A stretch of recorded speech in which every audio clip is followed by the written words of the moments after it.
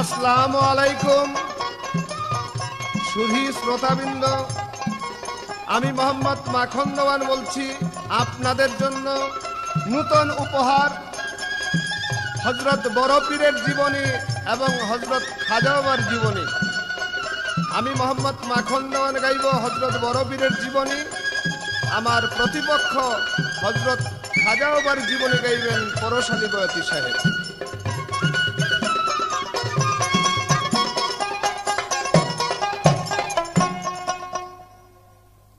নিয়ে তব নাম পাইল আসান, অগনিয়ে তব নাম পাইল আসান, দূর হয়ে যায় পেরেশানি। ও বড় পীর গাউসুল আজম সামদানি, ও বড় পীর গাউসুল আজম সামদানি।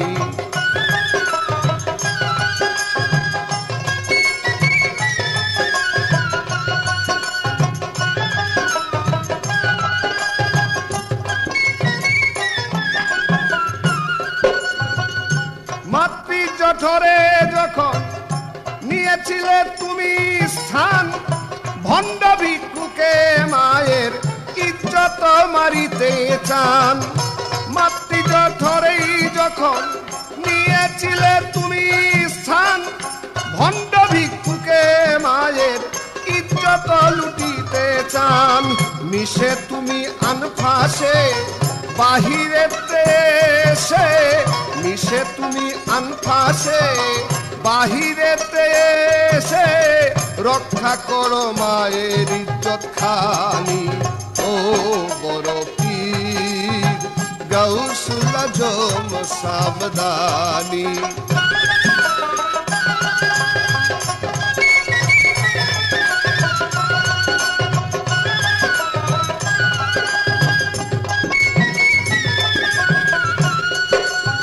যেদিন তুমি জন্ম নিলে ছিল রমজানের চান, কত চেষ্টা করলো মায়ে সারাদিন না দুগ্ধ খান।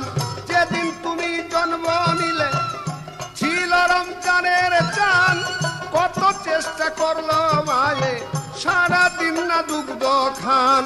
সিয়াম সাধনা মাহবুবের রব্বানা করলে, সিয়াম সাধনা মাহবুবের রব্বানা, রোজা পালন করে ছজিলানি।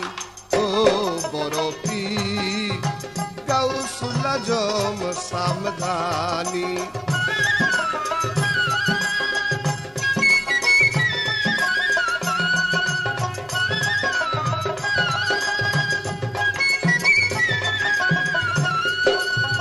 যেদিন তুমি জন্ম নিলে রহমতে মালেক সাই, 1100 ছেলে হলো একটাও মেয়ে হয় নাই। যেদিন তুমি জন্ম নিলে রহমতে মালেক সাই, 1100 ছেলে হলো একটাও মেয়ে হয় নাই। সকল আউলিয়া তোমার লাগিয়া হইল, সকল আউলিয়া তোমার লাগিয়া বানাইলেন নিজে কাদের গনি। ও বড় পীর গাউসুল আজম সামদানি।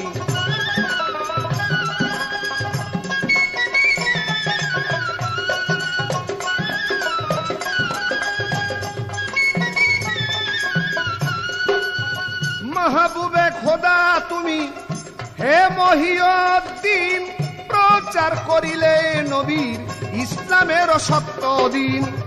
মাহবুবে খোদা তুমি হে মহিউদ্দিন, প্রচার করিলেই নবীর ইসলামের সত্য দিন। মাখন দেওয়ান দিনহীন হইতে চায় মমিন, মাখন দেওয়ান দিনহীন হইতে চায় মমিন, দিও তোমার ফায়ে জরুহানি। ও বড় পীর গাউসুল আজম সামদানি।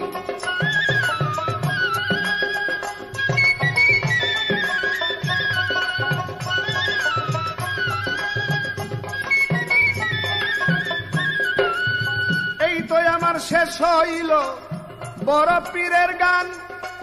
এখন আমার দুইটি কথা প্রশ্ন এসে যান। সর্বপ্রথম প্রশ্ন করি খাজা বাবার জীবনী। খাজা বাবা জন্ম নিলেন সিস্তান শহরে, জানি সিস্তান শহর এলাকায় সঞ্জর নামক গ্রাম। খাজা বাবা জন্ম নিলেন, শোনেন আসে কান। জন্ম হওয়ার 7 দিন কি 3 দিন পরে খাজা বাবা পিতায় নাম রাখিল মঈনুদ্দিন। বলি সভায় মঈনুদ্দিন তার নাম রাখিল সকলের জানা। তার মা জননী এই নামে কখনো ডাকছেন না। তাই আমার প্রশ্ন, তার মা তাকে কি নাম ধরে ডাকতেন? 2 নম্বর প্রশ্ন, 7 বছরের বয়স যখন খাজা বাবা হলো, একদিন তার পিতার সঙ্গে বাড়ির বাইরে গেল। খাজা বাবা 7 বছর বয়সে করলেন একটি কাম। এই দেখিয়া পিতা তাহার অতি খুশি হইয়া যান। 2টি হাত উঠাইয়া বলছে, মাওলার দরবারে তোমার একজন প্রিয় বান্দা করে নিয়ম মঈনুদ্দিন রে। তাই তো আমার জিজ্ঞাসা, কি কাজ করেছিল খাজায়? তার পিতা এত তুষ্ট হলো তাহারই উপরেই। এই 2টা কথা জিজ্ঞাসা আমার রইল সবার পরে। মাহবুবে খোদা তুমি হে মহিউদ্দিন, প্রচার করিলেই নবীর ইসলামের সত্য দিন। মাখন দেওয়ান দিনহীন হইতে চায় মমিন, মাখন দেওয়ান দিনহীন হইতে চায় মমিন। দিও তোমার ফায়েজ রুহানি ও বড় পীর গাউসুল আজম সামদানি।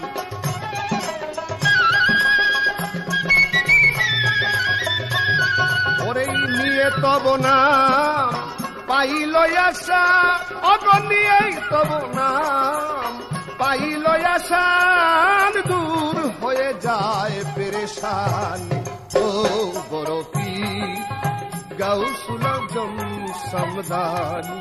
ও বড় পীর গাউসুল আজম সামদানি।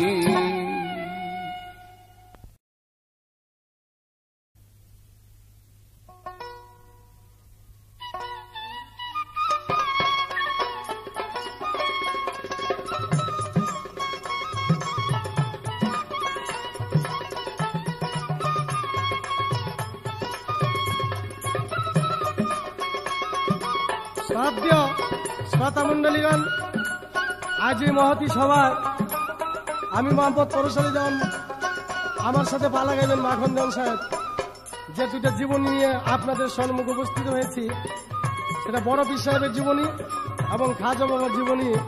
মাখন দেওয়ান সাহেব বড় পীর সাহেবের পালা নিয়ে আমাকে খাজা বাবার উপরে ভিত্তি করে প্রশ্ন রেখেছেন। আমি সুন্দরভাবে তার প্রশ্নের মীমাংসা দেওয়ার জন্য চেষ্টা করব। এই বলে আমার পালা গান আমি শুরু করছি। আসসালামু আলাইকুম।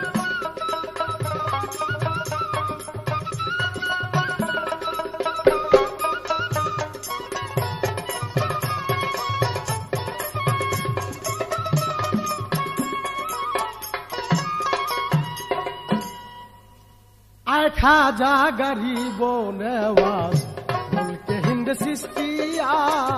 आए खाजा गरीबो नवाज मुल्क हिंद सिस्तिया। आए खाजा गरीबो नवाज।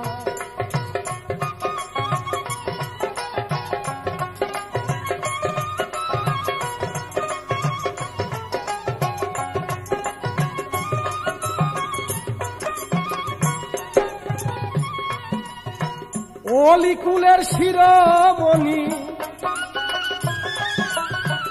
অলিকুলের শিরোমণি আজমিরে রৌলুকায়া। আয় খাজা গরিব নেওয়াজ মুলকে হিন্দ সিস্তিয়া।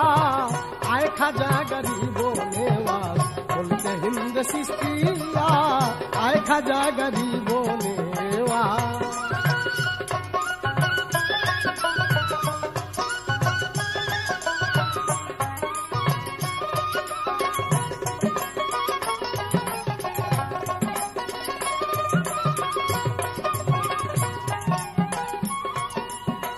জন্ম তোমার শ্রীস্থানেতে সঞ্জনগর গ্রামেতে, জন্ম তোমার শ্রীস্থানেতে সঞ্জনগর গ্রামেতে। ফল খাইলা কুন্দজির হাতে, ফল খাইলা কুন্দজির হাতে, ফল বাগানে বসিয়া আয় খাজা গরিব নেওয়াজ বলতে হিন্দে সৃষ্টিয়া, আয় খাজা গরিব নেওয়াজ বলতে হিন্দে সৃষ্টিয়া, আয় খাজা গরিব নেওয়াজ।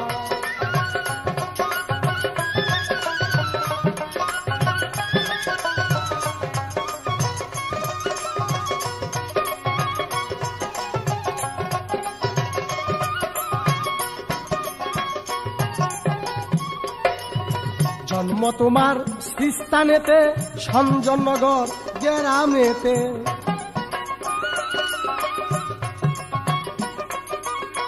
জন্ম তোমার শ্রীস্থানেতে সঞ্জনগর গ্রামেতে। ফল খাইলা কুন্দজির হাতে, ফল খাইলা কুন্দজির হাতে, ফল বাগানে বসিয়া আয় খাজা গরিব নেওয়াজ বলতে হিন্দে সৃষ্টিয়া, আয় খাজা গরিব নেওয়াজ বলতে হিন্দে সৃষ্টিয়া, আয় খাজা গরিব নেওয়াজ।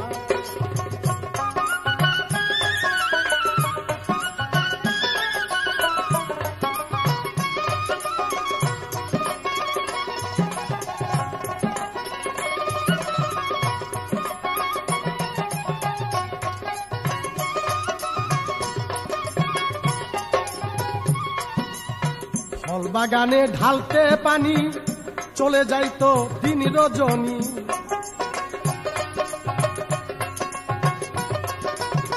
ফল বাগানে ঢালতো পানি চলে যেত দিন রজনী।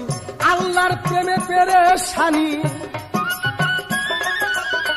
আল্লাহর প্রেমে পেরেশানি, ধ্যানেতে মশগুল হইয়া আয় খাজা গরিব নেওয়াজ বলতে হিন্দে সৃষ্টিয়া, আয় খাজা গরিব নেওয়াজ বলতে হিন্দে সৃষ্টিয়া, আয় খাজা গরিব নেওয়াজ।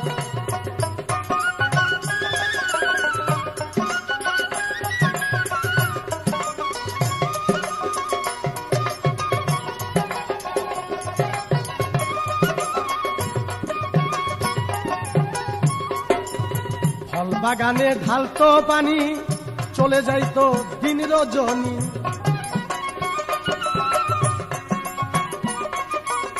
ফল বাগানে ঢালতো পানি চলে যেত দিন রজনী। আল্লাহর প্রেমে পেরেশানি, আল্লাহর প্রেমে পেরেশানি, ধ্যানেতে মশগুল হইয়া আয় খাজা গরিব নেওয়াজ বলতে হিন্দে সৃষ্টিয়া, আয় খাজা গরিব নেওয়াজ।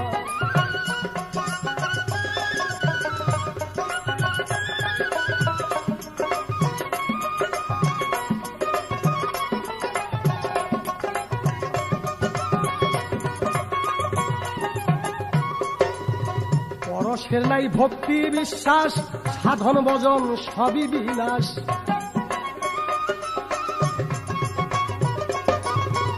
পরশের নাই ভক্তি বিশ্বাস, সাধন ভজন সবই বিনাশ। কেটে দিও মোর মায়া ফাঁস,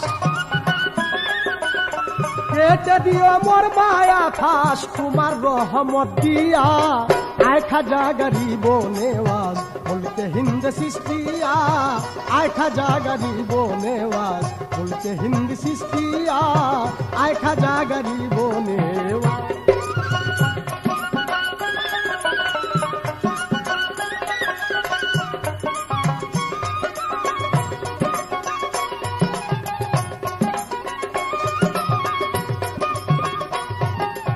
আজ এই মহতী সভায় প্রথমে মাখন দেওয়ান সাহেব আমাকে প্রশ্ন করেছেন, খাজা বাবা যেদিন জন্মগ্রহণ করলেন 7 দিন বা 3 দিন পরে তার নাম রাখা হলো মহিউদ্দিন। সে মহিউদ্দিন নামে তার পিতা ডাকতেন, কিন্তু মা খুশি হইতেন না। মা তাকে কি নামে ডাকতেন? 1 নম্বর তার প্রশ্ন, তার মা তাকে ডাকতেন হাবিবুল্লাহ, অর্থাৎ আল্লাহর বন্ধু। এক প্রশ্নটা শেষ। এবার আরেকটি প্রশ্ন করেছেন। খাজা বাবা যখন 7 বছর বয়স, তখন তার পিতা তাকে এমন একটা কর্ম করতে দেখলেন, সেই কর্মের বিনিময় যদি হাত তুলে 2 ফোঁটা চোখের পানি ফেলতে লাগলেন আর বললেন, আল্লাহ আমার ছেলে এত বড় বহার, এত বড় প্রেমিক, সে কর্মটা কি? খাজা বাবা 7 বছর বয়সের সময় উনি ঈদগাহে ঈদের নামাজ পড়ার জন্য গিয়েছেন। যাই দেখলেন এক অন্ধ লোক খালি গায়ে নামাজ পড়তে দাঁড়িয়েছে। খাজা বাবা দেখে ঝরঝর করে চোখের পানি ফেলে দিয়া তার নিজের গায়ের জামাটা খুলা ওই অন্ধ ব্যক্তিকে নিজে হাতে পরাইয়ে দিলেন। তারপরে তিনি নামাজ আদায় করলেন। খাজা বাবার বাবাই দেখে 2 চোখের পানি ফেলে আল্লাহর দরবারে হাত তুললেন, মাবুদ আমার ছেলে এত বড় মায়াই, অন্ধ ছেলের প্রতি এত বড় একটা দরদ মায়া দেখিয়েছেন, আমার ছেলে না জানি কত বড় আল্লাহ ভক্ত এবং প্রেমী। এই তো ছিল তার জিজ্ঞাসা, করে দিলাম ভাব খুলসা। এবার আমার ওই এলো জিজ্ঞাসা, আমার ওই এলো জিজ্ঞাসা, জবাব দাও তাই আসিয়া। আয় খাজা গরিব নেওয়াজ মুলকে হিন্দ সিস্তিয়া, আয় খাজা গরিব নেওয়াজ মুলকে হিন্দ সিস্তিয়া, আয় খাজা গরিব নেওয়াজ।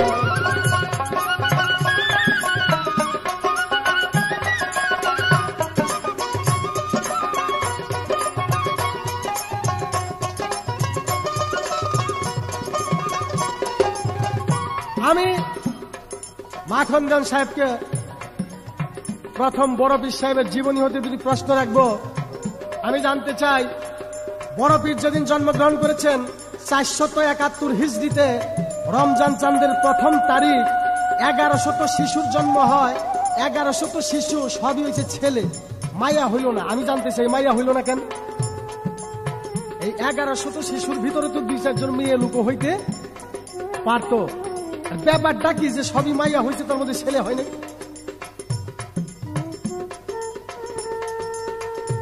সে ব্যাপারটা কি যে সব 1100 শিশু সম্পূর্ণভাবে ছেলে হয়েছে, তার মধ্যে একজন মেয়ে হয় নাই?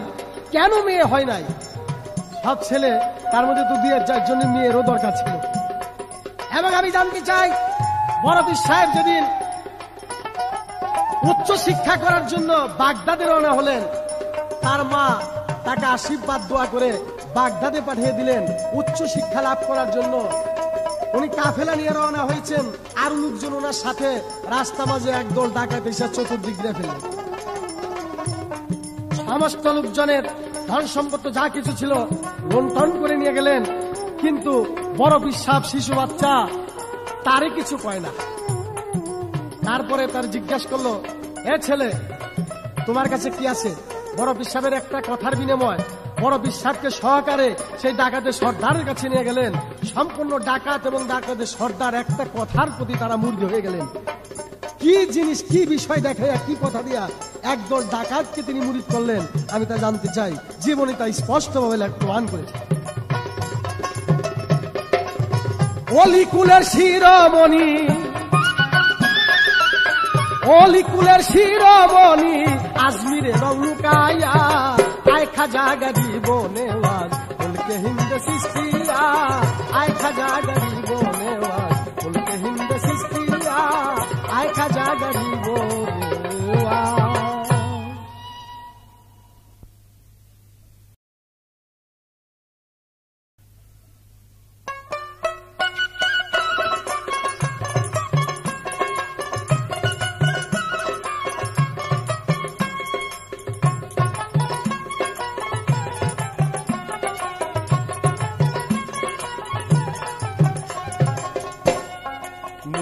আলম গাউসেল আজম সর্দারে অলি, রাসুলের পিয়ারা তুমি আওলাদে আলী।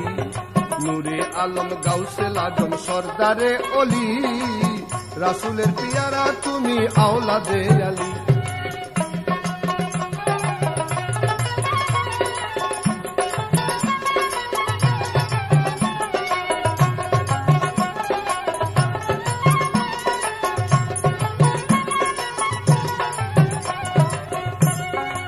আলম আরওয়ায় রুহানি, তার এসকে দেখে কাদের গনি। আলম আরওয়ায় রুহানি, তার এসকে দেখে কাদের গনি। বলে বেলায়েতের বড় ধনী, বেলায়েতের বড় ধনী দিয়াছেন বলি। রাসূলের পিয়ারা তুমি আওলাদে আলী, নূরে আলম গাউসেল আজম সরদারে অলি। রাসূলের পিয়ারা তুমি আওলাদে আলী।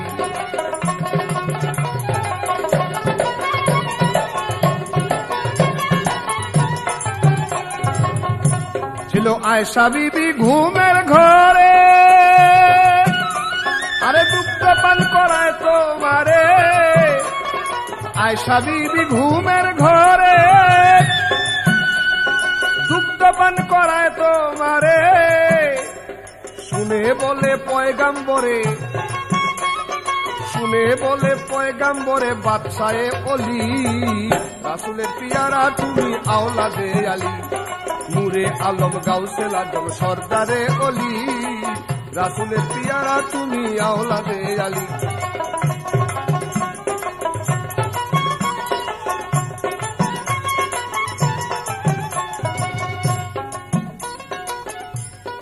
একদিন নবী পয়গাম্বরে, ওরে প্রিয় নাতি হাসেন রে। একদিন নবী পয়গাম্বরে, বলে প্রিয় নাতি হাসেন রে।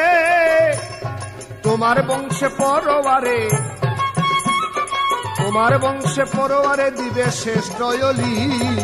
রাসূলের পিয়ারা তুমি আওলাদে আলী, নূরে আলম গাউসেল আজম সরদারে অলি। রাসূলের পিয়ারা তুমি আওলাদে আলী।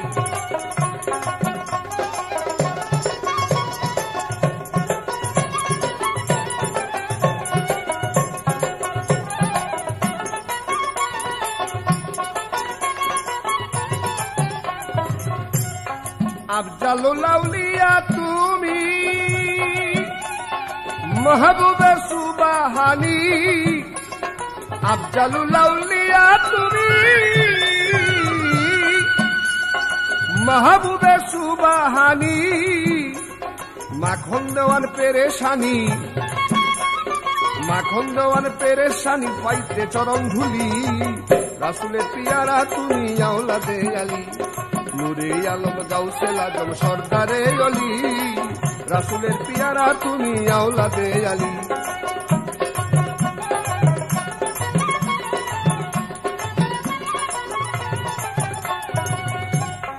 আমার নিকট পরস্পর দুটি প্রশ্ন রাখলেন। প্রথম প্রশ্ন এই, হযরত বড় পীরের জীবনী হইতে মাহবুবে সুবহানী, কুতুবে রব্বানী, পিরানে পীর দস্তগীর বড় পীর আব্দুল কাদের জিলানী যেদিন জন্ম নিলেন জিলান শহরে, সেই দিন তার সঙ্গে 1100 ছেলে জন্ম গ্রহণ করেছিল।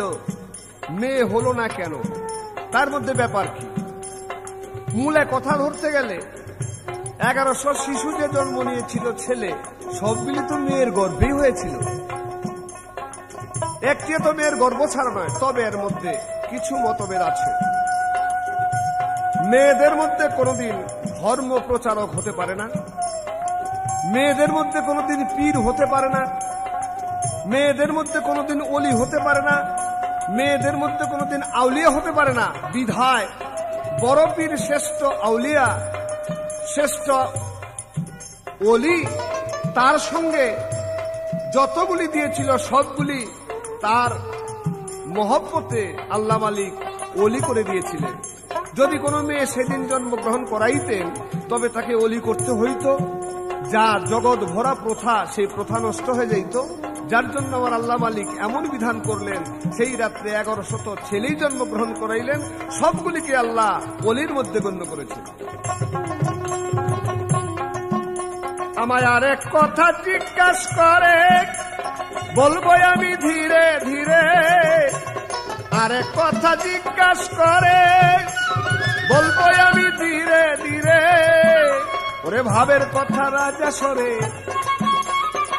ভাবের কথা রাজা সরে বলিব খুলি। রাসুলের পিয়ারা তুমি আওলাদে আলী, নূরে আলম গাউসে আজম সর্দারে অলি, রাসুলের পিয়ারা তুমি আওলাদে আলী।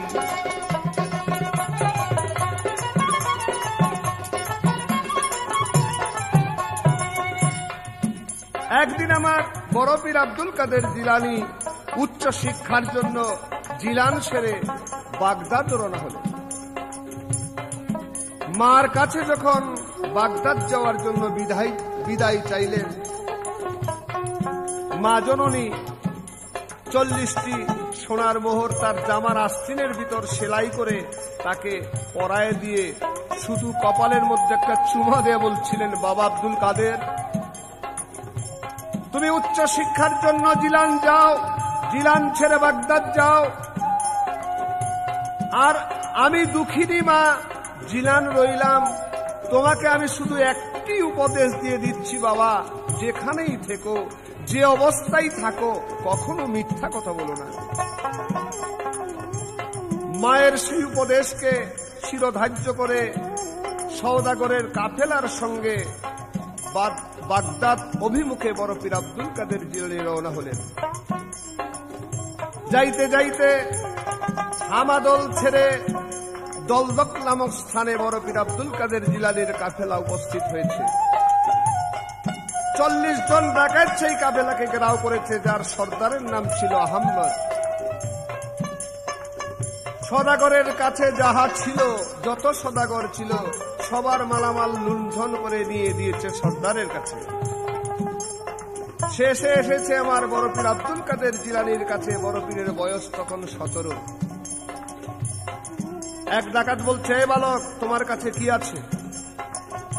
বড় পীর আব্দুল কাদের জিলানী বলছেন, আমার জামার আস্তিনের ভিতর 40টি স্বর্ণের মোহর আছে। আশ্চর্য হলেন, এতগুলি সদাগরের কাছে জানেই, সামান্য একটা বালকের কাছে আছে। তাই বড় পীরকে ধরে নিয়ে গেলেন সর্দারের কাছে। সর্দার কাছে গিয়ে বলছেন, সর্দার দেখেন এই ছেলে কি বলে। সর্দার জিজ্ঞেস করলো, বাবা তোমার কাছে কি আছে?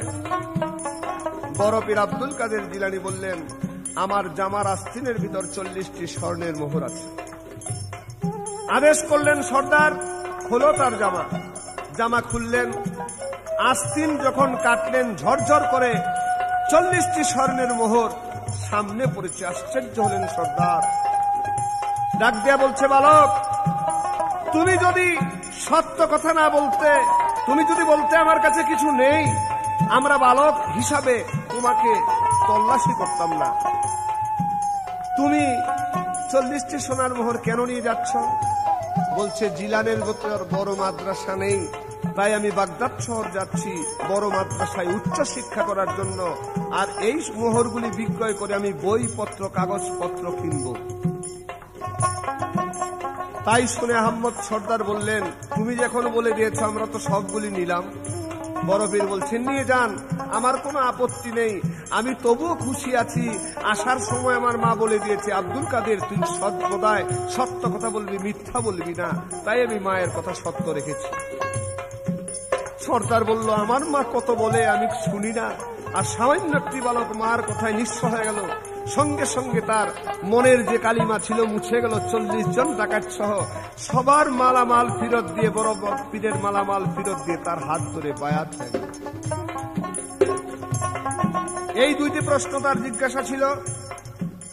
এবার আমার প্রশ্ন এলো, আমার খালি জিজ্ঞাসা, খাজা মঈনুদ্দিন চিশতি নিজের বাড়ি ঘরে ছিল, কি কারণে তার বাড়িঘর ছেড়ে তিনি সম্পূর্ণ জলাঞ্জলি দিয়ে দেশান্তরী হয়ে গেলেন? এই একটি প্রশ্ন। 2 নম্বর প্রশ্ন, বড় পীরের সাথে খাজা মঈনুদ্দিন চিশতি দেখা করাতে বড় পীর বলছিলেন, মঈনুদ্দিন তুমি তো সিরিয়ার পথে যাচ্ছ, সামনে দেখবা বাতিশা রমন্তে মর্দে মমিন সিং আছে, তাই সাবধান। এই 2টি প্রশ্ন আমার। সেটা কি? মর্দে মমিন সিং কাহাকে বলে?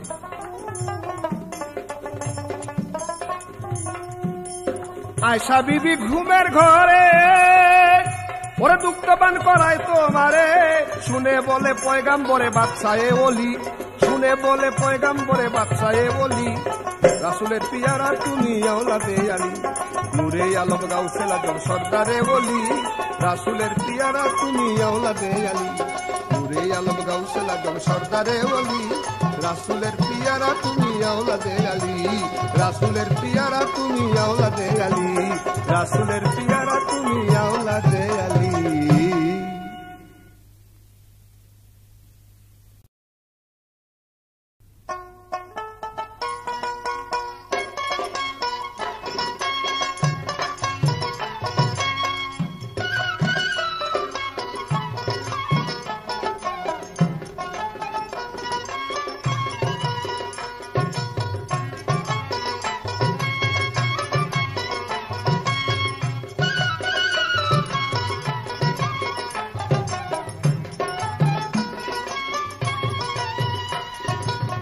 খাজা তোমার দরবার হতে আমি খালি হাতে যাব না, আমি খালি হাতে যাব না। এই মোনাজাত করি আমি পুরাও মনের বাসনা। খাজা তোমার দরবার হতে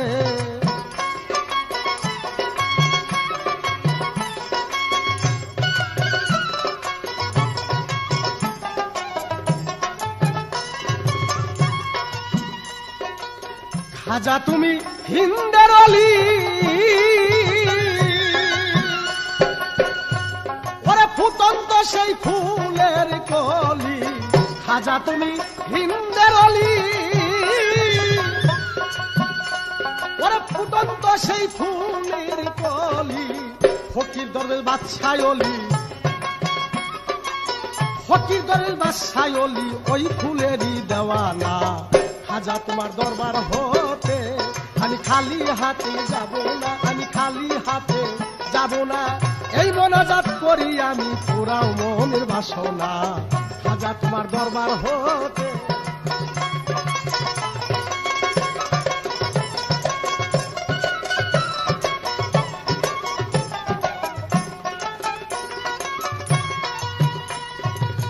নবীজির বংশ হতে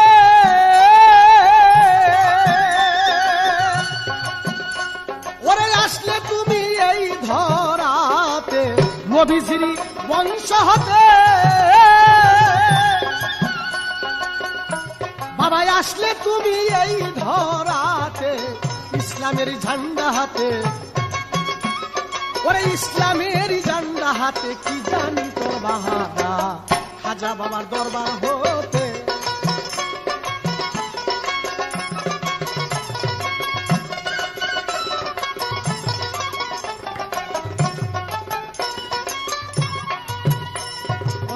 সন্তান রে দিলে সন্তান, ওরে তুমি বাবা এত মহান। সন্তান রে দিলে সন্তান,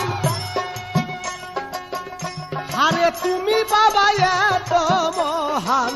গাইব কি তা তাই গুণগান, গাইব কি আর তোর গুণাগুণ পুরাও মনের বাসনা। খাজা বাবার দরবার হতে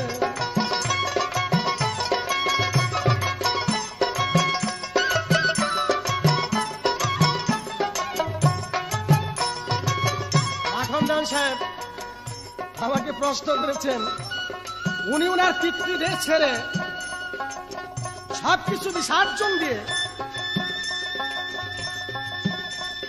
উনি যখন রওনা হলেন সিরিয়ার পথে, মর্দে মমিন সিংহ এক ব্যক্তি মানে এক দরবেশ, সেই দরবেশের যে জায়গায় বসবাস করতেন এটা পাহাড়ের খন্দকের মধ্যে। রাতিশা রমরত নামে সেই গুহার সামনে দুটি সিংহ বসে থাকতেন। যদি কার হৃদয়ের মধ্যে কুটিনাটি মনে কালি থাকতো, ওই সিংহ দুটি তাকে ধাওয়া করতেন। আর যার ভিতর সরল সৎ আল্লাহ ভক্ত লোক, উনি যখন সেই দরবেশের কাছে যাইতে চাইতেন, সেই সিংহ দুটি আরো ওনাকে সহযোগিতা করে ওই পীর কেবলার প্রতি এগিয়ে নিয়ে যেতেন। তাই উনি প্রশ্ন করেছেন, মর্দে মমিন সিংহ কাকে বলা হয়? অর্থ সেই দরবেশের দুইটা সিংহ। উনি সৎ মানুষকে সেই সিংহ দুইটা উপকার করতেন, আর অসৎ মানুষকে তারা গ্রাস করতেন। তাই খাজা বাবা সিরিয়ার পথে যখন রওনা হলেন, তিনি উচ্চ শিক্ষা লাভ করার জন্য,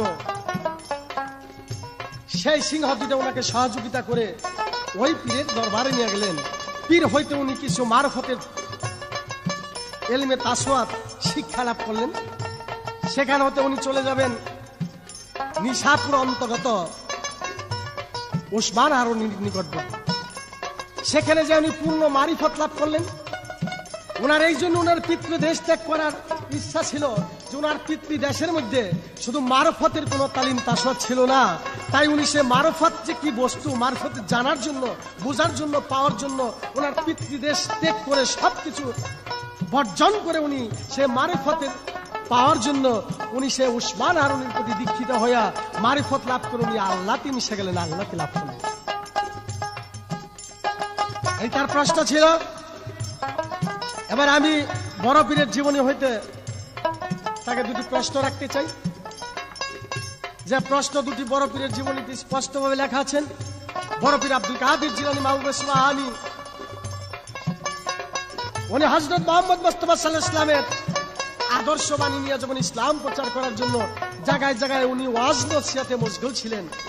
ওনার সে ওয়াজ শোনার জন্য হাজারে হাজারে লোক উপস্থিত হইতেন, কিন্তু ওনার ওয়াজ কেউ শুনতো না।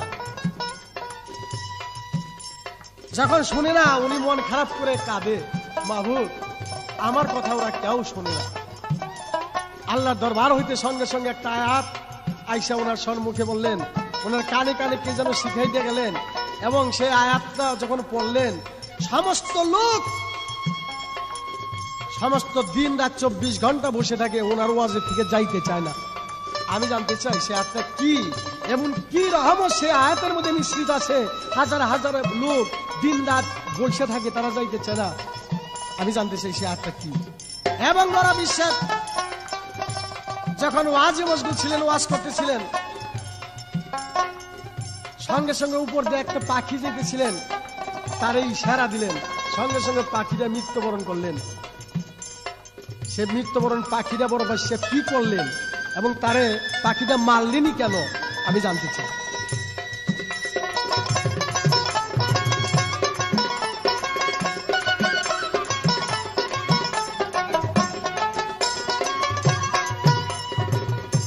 আমার রিক্ত হাতে এই মোনাজাত,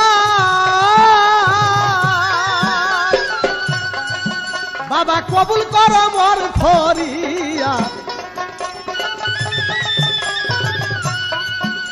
বাবা কবুল কর মোর ফরিয়াদ, আমি যেন পয়সা পায়া, আমি যেন পয়সা পায়া পরশের প্রার্থনা। খাজা বাবার দরবার হতে খালি হাতে যাব না, আমি খালি হাতে যাব না। এই মোনাজাত করি আমি পুরাও মনের বাসনা। খাজা বাবার দরবার হতে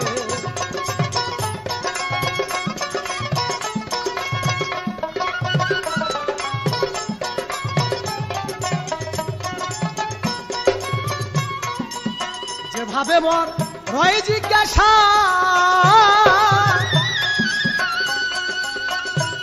হারে পুরে জানবর মনের আশা, পূর্ণ কর মনের আশা, চাতক করে মেঘের আশা, তেমনি আমার মনের আশা জীবনীতে বর্ণনা।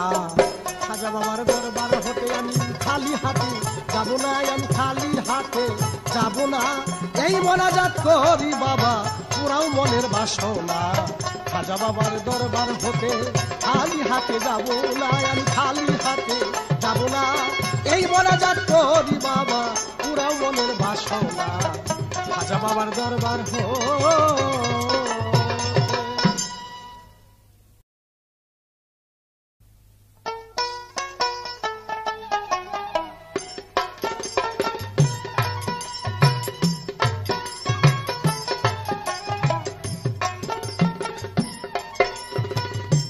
আধার কেটে আলো দিতে, আধার আধার কেটে আলো দিতে এলে তিনি ধরা দাম খোদার পিয়ারা তুমি গাউসে আজম খোদার পিয়ারা তুমি গাউসে আজম।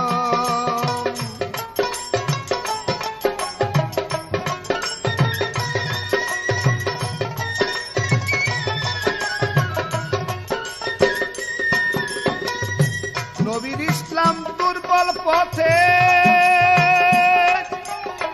তুমি এসে ধরাতে নবীর ইসলাম দুর্বল পথে তুমি এসে ধরাতে সবল যত্নের সাথে তুমি সবল করলে যত্নের সাথে পেলে মহিউদ্দিন তোমার নাম খোদার পিয়ারা তুমি গাউসে আজম।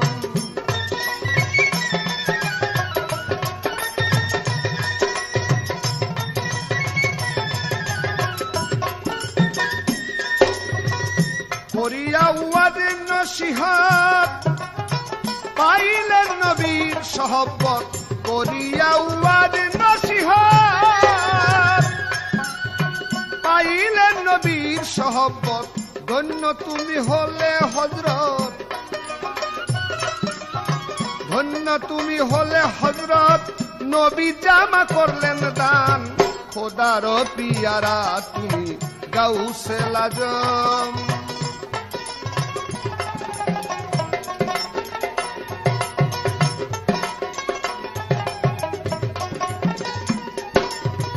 শ্রেষ্ঠ অলি নবীর বংশে প্রেম বিলালে দেশে দেশে শ্রেষ্ঠ অলি নবীর বংশে প্রেম বিলালে দেশে দেশে আসে কোনা মন উল্লাসে আসে কোনা মন উল্লাসে গাহে তোমার গুণগান খোদার পিয়ারা তুমি গাউসে আজম।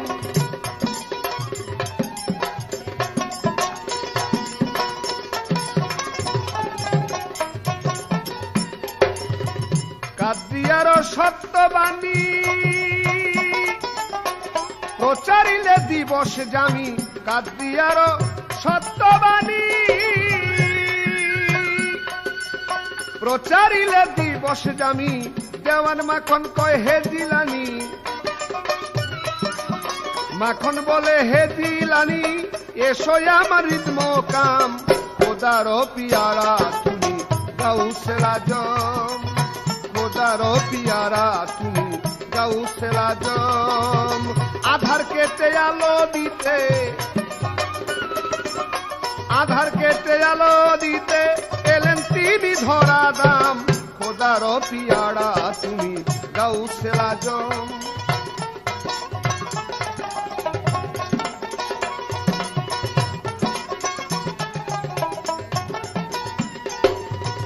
আমার কাছে প্রশ্ন করেছেন হযরত বড় পীরের জীবনী হতে বড় পীর দেশে দেশে ওয়াজ করতেন কিন্তু তার ওয়াজ কারো হৃদয়ঙ্গম হতো না কেউ ভালোভাবে শ্রবণ করতেন না তাতে বেশ কিছুদিন এইভাবে ওয়াজ যখন তার কেউ ভালোভাবে শুনে না বড় পীর আব্দুল কাদের জিলানী মন বড় ক্ষুণ্ণ হয়ে গেলেন তিনি বড় ব্যথিত হলেন একদিন রাত্রবেলা ঘুমিয়ে আছে এমন সময় আমার রাসূল পাক সাল্লাল্লাহু আলাইহি ওয়াসাল্লাম এসে বলছেন হে আব্দুল কাদের তুমি দেশে দেশে ওয়াজ নসিহত করা বন্ধ করে দিয়েছো কেন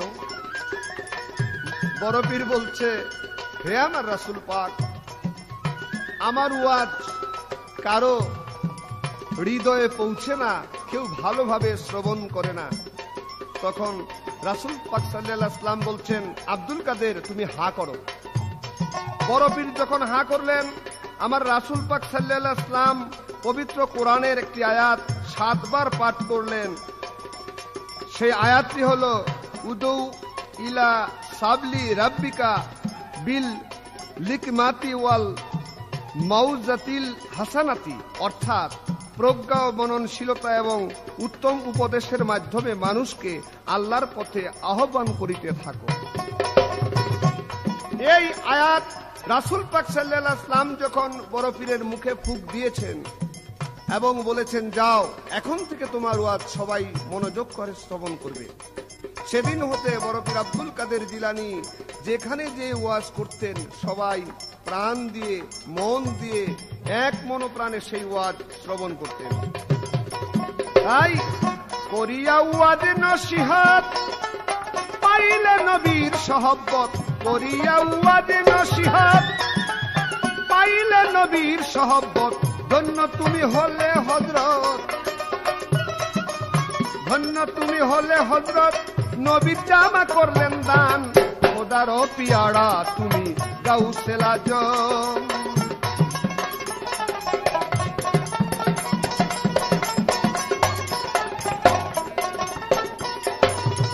আরেকটি প্রশ্ন আমার কাছে করেছে, বড় পীর আব্দুল কাদের জিলানী রাসূল পাক সাল্লাল্লাহু আলাইহি ওয়াসাল্লামের হুকুম নিয়ে যখন ওয়াজ করতে গেলেন, একদিন সুন্দর একটি ওয়াজ করতেছেন, এমন সময় উপর একটা চিল পাখি চিচি করে ডাক পাচ্ছে। বড় পীর আব্দুল কাদের জিলানী যখন তার দিকে চাইলেন, সঙ্গে সঙ্গে চিল পাখিটি প্রাণবায়ু উড়ে গিয়ে মাটিতে পড়ে গেলেন। বড় পীর আব্দুল কাদের জিলানী ওয়াজ করলেন, ওয়াজ শেষ করার পর আবার চিল পাখিটার কাছে গিয়া হাত দিয়ে যখন ইশারা দিলেন, সঙ্গে সঙ্গে চিল পাখিটি আকাশের উপরে উড়ে গেলেন। তাই তিনি ভক্তদেরকে বললেন, আমি যখন ওয়াজ করতেছিলাম এই চিল পাখিটা বড় জ্বালাতন করতেছিল, তাই যতক্ষণ পর্যন্ত ওয়াজ ছিল ততক্ষণ তাকে নিস্তব্ধ করে রাখলাম, তারপরে আবার তাকে ছেড়ে দেওয়া হলো। এই দুইটা প্রশ্ন আমার কাছে ছিল, যথাসাধ্য দলিল অনুসারে তা ব্যক্ত করলাম। এবার আমার প্রশ্ন আসলেন, খাজা মঈনুদ্দিন চিশতি ঘরে থাকতেন,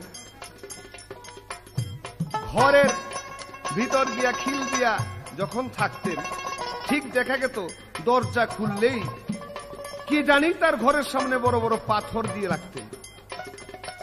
কেন সেই পাথরগুলি দিয়ে রাখতেন, কারা এবং কি উদ্দেশ্যে, এই একটি প্রশ্ন। 2 নম্বর প্রশ্ন আমার থাকবে, খাজা মঈনুদ্দিন চিশতি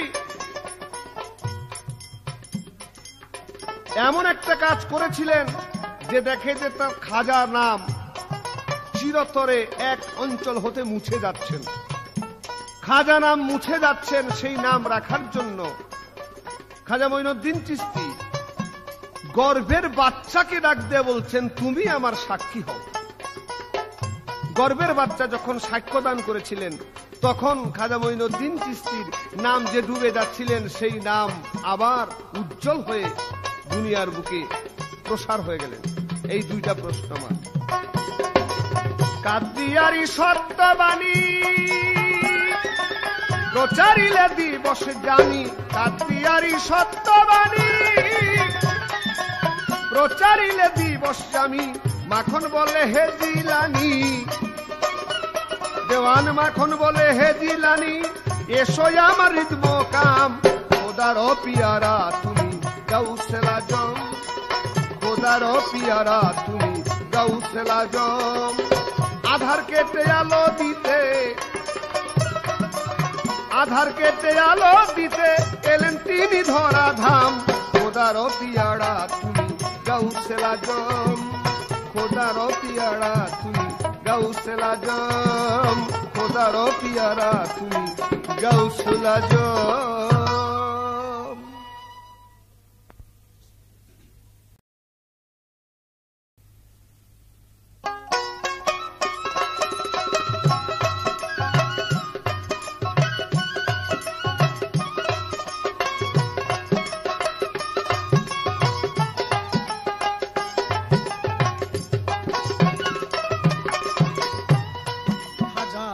মঈনুদ্দিন চিশতিয়া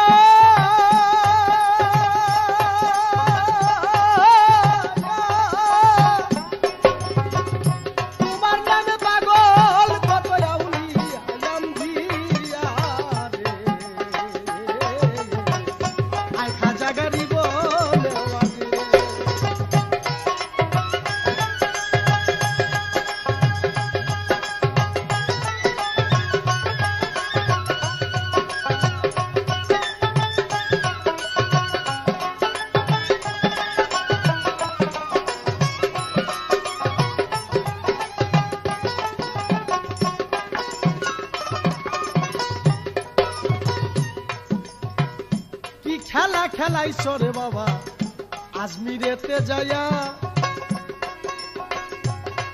তুমি ইসলাম বাণী প্রচার করলে আমার নবীর হুকুম পাইয়া।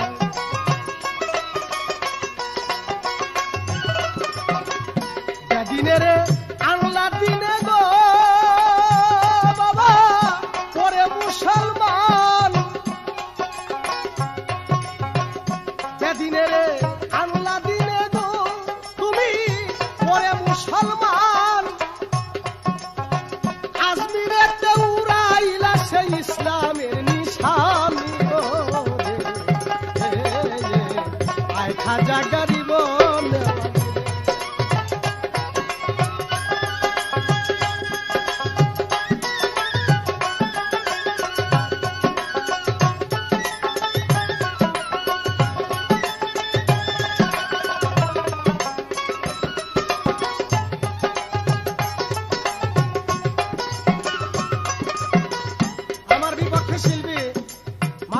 সাহেব আমাকে প্রশ্ন করেছেন, খাজা বাবা যে ঘরে ইবাদত করতেন, ঘরে যখন দরজা মারা থাকতেন, তার ভক্তেরা কিছু পাথর সেই দরজার সম্মুখে রাখতেন। সে পাথরগুলিতে কি করতেন? সে পাথরের দরকার কি? খাজা বাবা তার হুজরা ঘরের ভিতরে সমস্ত রাত্র এমন ইবাদতে মশগুল থাকতেন, তার হৃদয়ের মধ্যে এমন জালালি ফায়েজ থাকতেন, দরজা খুলে যখন বাইর হইতেন সেই পাথরগুলির দিকে আগে তিনি লক্ষ্য করতেন। পাথরের দিকে যখন তাকাইতেন সমস্ত পাথরগুলো গইলা পানি হয়ে যেত। পাথর যখন গলে পানি হয়ে যেত, সম্পূর্ণ পাথরগুলি যখন পানি হয়ে শেষ হয়ে যেত, তখন তার ভক্তবিন্দুকে ডাক দিয়ে বলতেন, শোনো, আমি সমস্ত রাত্র যে ইবাদতে মশগুল ছিলাম, যে জালালি ভাব আমার মধ্যে ছিল, আমি দরজা খুলে যদি তোমাদের দিকেও তাকাইতাম তাহলে তোমরাও ঠিক এরকম পানির মতো হয়ে যেত। তাই তোমরা যে আমার দরজার সম্মুখে কিছু পাথর রেখেছ, এই পাথরগুলোর দিকে তাকালে আমার সমস্ত পাথর পানি হয়ে গেছে, এই যে তোমরা একটু উপকারই করেছ। আর আমি যেদিকে তাকাইতাম সেদিকে সেই বস্তু পানি হয়ে যেত। তাই খাজা বাবার সমস্ত রাত্রি যে ইবাদত করতেন, তার যে জালালি ভাব ছিলেন, সেই জালালি ভাবগুলো ওই পাথরের মধ্যে লক্ষ্য দিয়ে তিনি মিটাইতেন। তার একটা প্রশ্ন, তার জীবনীতে স্পষ্টভাবে লেখা আছেন, আর একজন গর্বের বাচ্চা সাক্ষী দিয়ে খাজা বাবার মান মর্যাদা রেখেছেন। এটা দিল্লির ঘটনা। দিল্লিতে কুতুবউদ্দিন বখতিয়ার কাকি উনি যখন দিল্লিতে চলে গেলেন, দিল্লির যে বাদশাকে উনি মুরিদ করবেন, বাদশাকে নিয়ে ফুল বাগানের মধ্যে বসে আছেন। এমন টাইমে কিছু সংখ্যক লোক এক দুষ্ট নারীকে বলছে, আসলে কি বাবা, এক পীর যদি এক গ্রামে আসে, অন্য অন্য লোক তার দুশ্মন হয়ে দাঁড়ায়। কিছু সংখ্যক লোক এক গর্ভবতী এক মেয়ে ছেলেকে ডাক দেয়, তোরে কিছু টাকা পয়সা আমরা দিব, বাদশার কাছে যে বলবি যে একটা লোক আমাকে বিয়ে করবে বলে আমাকে আশা ভরসা দিয়ে আমার সাথে অবৈধ কাজ করে আমার গর্ভের সন্তান রেখেছেন, এখন সে আমাকে বিয়ে করবে না, বাচ্চা আমি তার ন্যায্য বিচার চাই। বাদশা যদি জিজ্ঞাসা করে সে লোককে, তখন তোরা ওই ব্যক্তিকে দেখাই দিবি। সেই দুষ্ট নারী ওদের আশা ভরসায় লোভ লালসায় পড়ে সে ফুল বাগানে যে উপস্থিত হয়েছে, দেখো বাদশা নন্দন, আমার একটা বিচার। কি বিচার? এক লোক আমাকে বিয়ে করবে আশা ভরসা দিয়ে আমার সাথে অবৈধ কাজ করে আমার গর্ভে একটা সন্তান দেখে এখন সে আমাকে বিয়ে করবে না, আমি তার বিচার চাই। বাদশা কয়েক ছেকে আপনার ডাইন পাশে যে বসা আছে ওই ব্যক্তি। কুতুবউদ্দিন বখতিয়ার কাকি ঝরঝরে ছাড়লো চোখের পানি, এত বড় অপমানী কথা কেমনে সইব আমি। বাদশাহ রাগে রঞ্জিত হয়ে গেলেন এবং বললেন, আপনার মতো লোকে কি এই কাজ? বলছেন, বাদশা, আমি আমার আল্লাহর কসম খেয়ে বলেছি এই কাজ আমি করিনি। বাদশা সেই দুষ্ট নারীকে ডাকতে জিজ্ঞাসা করে, তোমার কি কোনো সাক্ষী প্রমাণ আছে? ওই দুষ্ট নারী কয়, ওই 14 জন লোককে দেখাই দিলেন, এরাই আমার সাক্ষী। বাদশা জিজ্ঞাসা করলেন, তোমরা এই সম্বন্ধে কি জানো? ওই লোকেরা বলে, আমরা তো কিছু জানি না হুজুর, অসময় রাত্রিবেলা ওই লোকটা এই মাথারি করে যাতায়াত করতো, আমরা দেখছি। কথা শুনে বাদশা জাদা ভেবেছে অন্তরে এমন একটা জাহান্নামী কাজ এই লোকে করতে পারে, আমি উপযুক্ত শাস্তি দিব, হালাইব মারিয়া। হারে কুতুবউদ্দিন বখতিয়ার কাকি কাঁদতে লাগলো, আমার খাজা খাজা কইয়া। গুরু আর শিষ্যের এমন একটা প্রেম, ভক্তর গুরু যদি কোটি কোটি মাইল দূরত্ব থাকে, যদি হৃদয়ের টান থাকে, চোখের পলকে গুরু তাকে দেখা যায়। খাজা বাবা রয়েছেন আজমির, আর কুতুবউদ্দিন বখতিয়ার কাকি হলে দিল্লি। দিল্লি থেকে আজমির বহু দূর। জিজ্ঞাসা করলেন, তোমার কি কোনো সাক্ষী আছে? হুজুর, আমার কোনো সাক্ষী নাই, তবে আমার একজন সাক্ষী আছে, খাজা মঈনুদ্দিন চিশতি রহমতুল্লাহ আলাইহি। সে কোথায়? সে আজমির। তুমি কি তার এখন হাজির করতে পারো? ভাই, যদি আমার প্রতি আমার গুরুর মহব্বত থাকে তাহলে এখনই সে হাজির হইতে পারে। খাজা খাজা বইলা তখন কান্দিয়া উঠিল, চোখেরও পলকে গো খাজা হাজির হইয়া গেল। কি জন্যেতে ওরে ভক্ত দেখেছ আমারে, ভক্তের যত মনের দুঃখ বলতেছে খাজা রে, আয় খাজা গরিব নওয়াজ রে।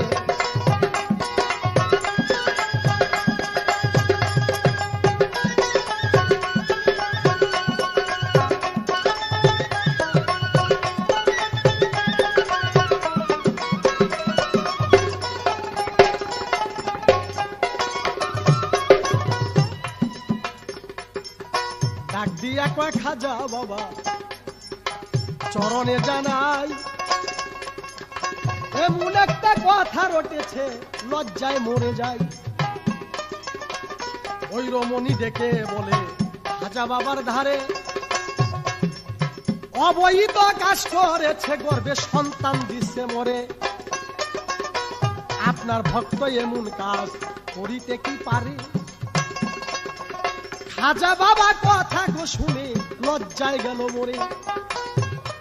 খাজা বাবা দুই চোখের পানি ফেলে বলছেন, না, এটা আমার বিশ্বাস হয় না, আমার ভক্ত কাজ করতে পারে না। বাদশা জিজ্ঞাসা করলেন, তোমার সাক্ষী কি বলতে চাইছো না? বাদশা বললেন, আপনি আপনার এই ভক্ত সম্বন্ধে কি জানেন? আপনার এই ভক্ততে এই অবৈধ কাজ করে ওই রমণীর গর্ভে একটা সন্তান দেখেছেন, আপনি এই বিচারটা করতে পারেন? খাজা মঈনুদ্দিন চিশতি রহমতুল্লাহ আলাইহি ডাক দিয়ে বলেছেন, না বাদশা, আমার ভক্ত এই কাজ করতে পারেন, এটা বিশ্বাস করি। তখন বাদশা বলেছেন, তাহলে কি এরা মিথ্যা? খাজা মঈনুদ্দিন চিশতি রহমতুল্লাহ আলাইহি বললেন, এর প্রত্যেকটি কথাই সাজানো, কুতুবউদ্দিন বখতিয়ার কাকিকে অপমান করার কথা। একজনের ভালো তার একজনে দেখতে পারে না বাচ্চা, তাই কুতুবউদ্দিন বখতিয়ার কাকিকে অপমান করে এই দেশ থেকে বিতাড়িত করে দিবে, এই একটা চক্রান্তরা করেছে। তাহলে 14 জন লোকদের সাক্ষী দিতেছে, এইটাও মিথ্যা, আমি মানি না। তাহলে আপনি মানেন কি? খাজা বাবা বললেন, আমি একটা জিনিস মানি, ওর গর্ভে যে সন্তান রয়েছে সে সাক্ষী দিবে যার পিতাকে। বাদশাহ বলেছেন, সে গর্ভের সন্তান কি কথা বলতে পারবে?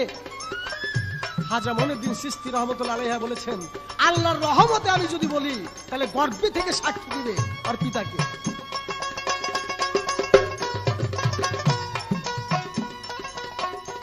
আমার খাজা বাবা বলতে লাগলো, বলছে করো জুড়ে, বল রে দেখি গর্বের বাচ্চা, তুই বল রে উচ্চ সুরে, কেবা তোমার পিতা গো, কি তোমার পরিচয়? আমি খাজা জানতে চাই তোর পিতৃ পরিচয়। আয় খাজা গরিব নওয়াজ রে।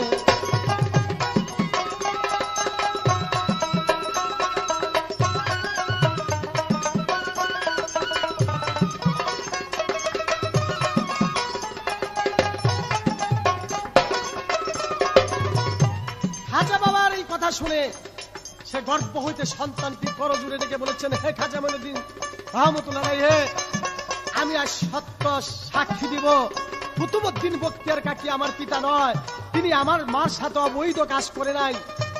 আমি তার সন্তান হিসাবে দশের সম্মুখে একটা সাক্ষী দিলাম। কুতুবউদ্দিন বখতিয়ার কাকিকে অপমান করার জন্য আমার মা ওই 14 জন লোকের কাছে কিছু টাকা পয়সা খেয়ে একটা মিথ্যা সাক্ষী দিয়েছে তাকে অপমান করার জন্য। বাদশাহজাদা যখন কথা শুনতে পারলেন, দুই চোখের পানি ছেড়ে বলেছেন, ঠিকই, তুমি যে আল্লাহর ওলি, আজ হয়তো আমি তা স্বীকার করে নিলাম। তখন কুতুবউদ্দিন বখতিয়ারকে জড়িয়ে ধরে বলছেন, বাবা আপনি চিরদিনের জন্য আমাকে মাফ করে দেন, আমি ভুল বুঝেছি। সে বাদশা 14 জন লোকের উপযুক্ত বিচার করে দিলেন এবং এই রমণীকে ডেকে বলছেন, এইরকম মিথ্যা সাক্ষী দিয়া জীবনে কাউকে তুমি অপমান করার জন্য চেষ্টা করো না, কিন্তু একটা গর্বের সন্তান দেখে তোমাকে আমি বাঁচিয়ে রাখলাম, আর যদি সন্তান না থাকতো তাহলে তোমাকে আমি মৃত্যুবরণ করে দিতাম। কুতুবউদ্দিন বখতিয়ার কাকির কাছে গেল মুরিদ হইয়া,